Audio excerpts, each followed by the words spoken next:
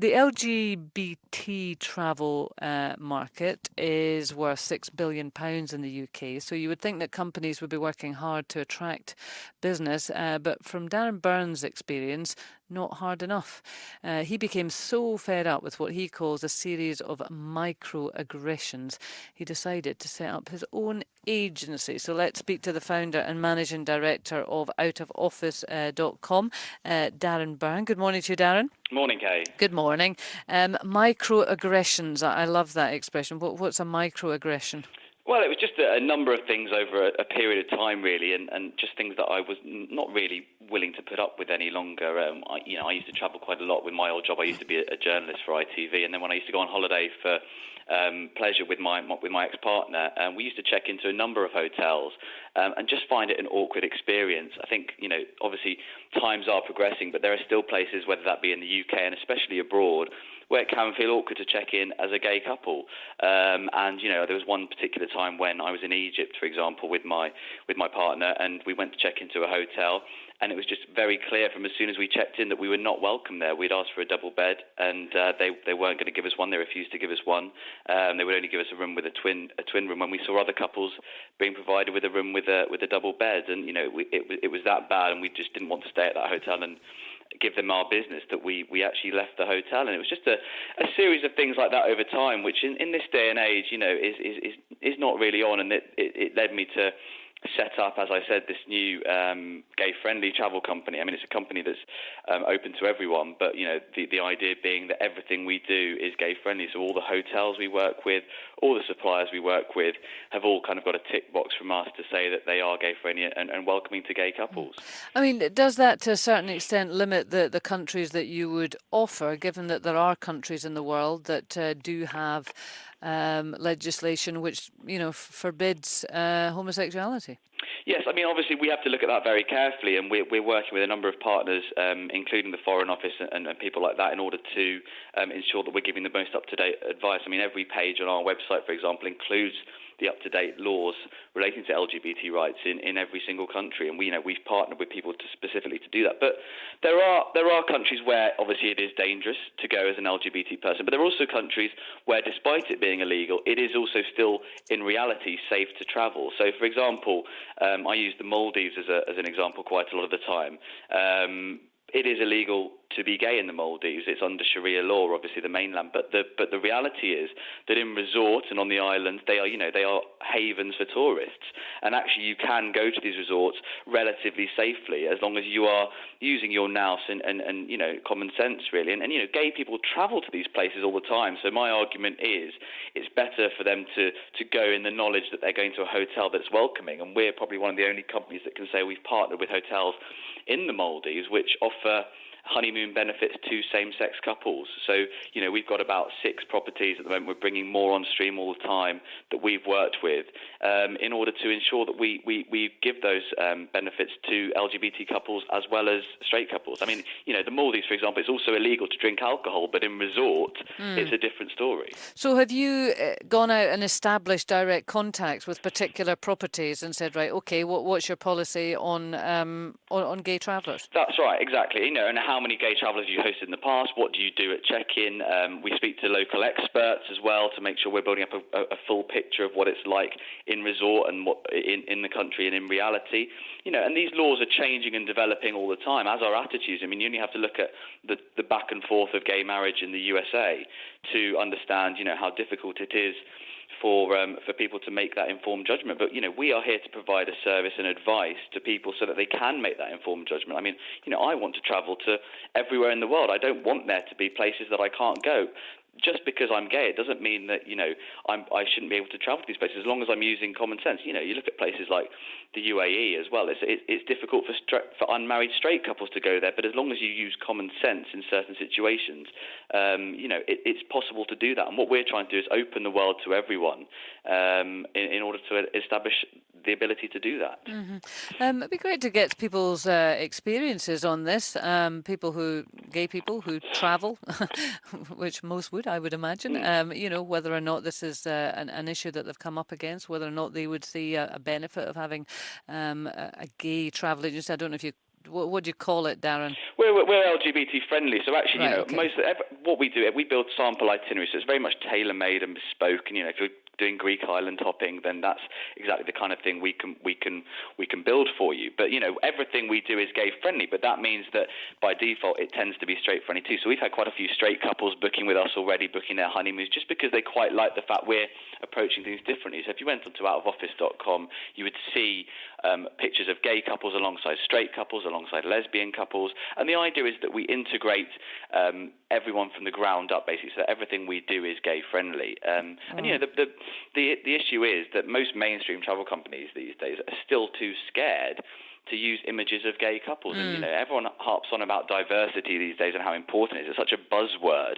Yet when it comes to sexual orientation, it still seems to be something that people are too scared to approach. And that's the mainstream travel companies. We had a lesbian couple book their honeymoon with us last week, and they'd been into a high street travel agent just a few weeks ago to book their honeymoon to Greece. And they said, will we be okay at this hotel? And the high street travel agent said to them, we just won't tell the hotel.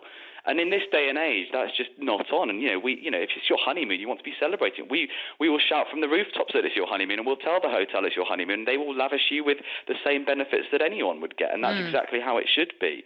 But in this day and age, when, that's still happening on the British High Street, that's just not on, and that's something we're trying to combat and something we're trying to change. And there are travel companies out there, some that are seen as gay-friendly, but there's one, and I won't mention names, but that has a 64-page brochure and not one image of a gay couple. But when you look at 7 to 10% of the UK population being gay, why is 7 to 7% of that brochure not featuring images of gay couples? And I think it's because they're too scared to alienate what they see as the straight market. But I don't think it would alienate. I think people would see it as empowering and great that they're focusing on diversity. Yeah, well, it's a really interesting point you raised, because I have to say I'd never considered it before, but your average travel brochure, not that we use them that much anymore, will tend to be full of couples in their mid to late 20s with 2 kids. Let's bring in Simon Calder, travel journalist and travel editor. Apologies, Simon, of The Independent. That's all right. You call me anything you like, frankly. Simon, do you see a need for this? Well, look, I am all in favour of tolerance and equality and everything else. And as Darren says, there's very few images of gay couples in mainstream travel literature, just as if you go back, let's say, 15 years, you never saw any black or Asian people in brochures. Fortunately, that's been addressed. And quite entertainingly, perhaps, just as an indication of how things have changed, I'm not gay, but I'm often assumed to be, because I'll quite often be travelling with a male companion, and to save money and for company, we often share a room.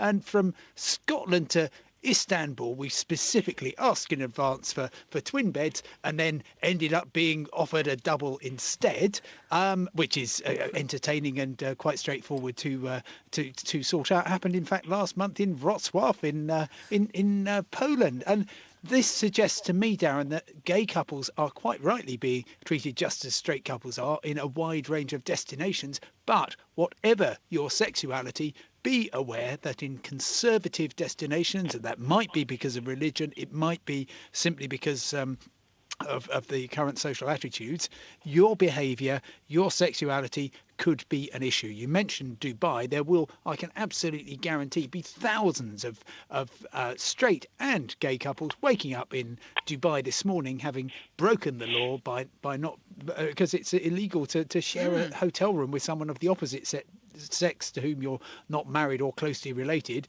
And of course, homosexuality is illegal. So you've just got to be aware of different attitudes, and I applaud that that Darren is doing this. But of course, I would welcome the mainstream travel industry being more switched on to the whole business of how do we deal with this? Can we actually help to change attitudes and hopefully bring everywhere into this kind of very inclusive world that I hope Darren and other gay people feel that we are fortunately now living in.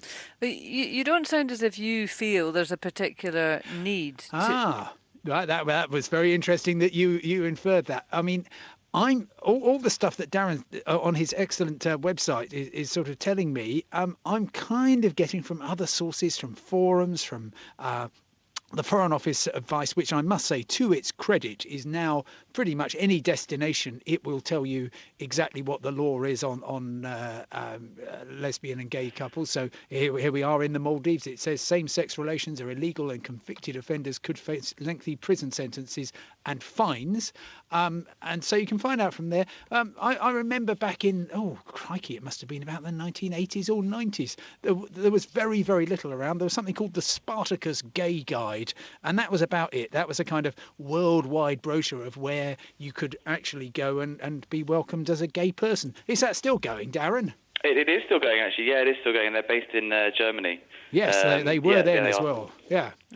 I mean, Darren, are a gay couple or an LGBT couple coming to your agency going to get any different experience than they would had they gone to just a regular, well-briefed, reputable travel agency? Absolutely. I mean, I did when I was setting up this company. I wouldn't have set it up if I didn't feel there was the need, obviously. And when I did set up this company, I did a lot of mystery shopping myself with the likes of Audley Travel, Scott Dunn, Trailfinders, lots of different companies, not one in particular. And the experience I got with all of them, I'd said to some of them, will me and my boyfriend be okay? And I got responses back like, I'm sure you'll be fine. And that isn't the real life experience. Yes, you can look at the laws in a region and you can quote the laws in a region, but that's very different from the real life experience. So we're taking on experts in every region to tell us what it's like as a gay person in that region. We've actually got a blog on our website about a British expat who lives in the UAE who's gay and tells you exactly what it's like to live in the UAE and what you should and shouldn't do and things like that. And that's, that kind of stuff, that first-hand personal experience is not something that anyone can tell you who hasn't had that lived experience. And I think, it is great that the mainstream travel agents cater to gay couples. But as I said, there's still evidently a problem when you look at this lesbian couple that went into the high street and were told, oh no, we just won't tell the hotel. That's just not on. Well, it's sort of, that's just a reflection of people's views. You'll know as well as I do that very often the people working in the front line on a travel agency might not have actually travelled that much, might not be that aware of how things have changed. And look, there was the case, which I don't need to remind you about, 2013, of a gay couple who actually won a court case where a B&B in Cornwall didn't want to give them a double room. Now, I would say, actually, having read all about it, while I, of course, have great sympathy for the feelings of the gay couple, actually, I also have sympathy for the people who run the B&B. It's not as though it was the only place to stay in Cornwall, and I really think that it would be. No, I understand. But Simon, if you'd been turned away from a hotel just because I've been turned away from loads of hotels. Crikey! Do you want a list? How long you got? But it is difficult. It is different, and we would choose the hotels where that wouldn't happen, obviously, as well. And I think that reassurance is something that the lived experience of a gay couple is very important for them. Yeah, so they know that they're not going to turn up and get that kind of reception. I'm going to have to turn both of you away from the radio station, regrettably, because it's always a pleasure to speak to you, Simon. And Darren, thank you very much indeed for speaking to us. OutOfOffice.com is Darren's travel agency. Right.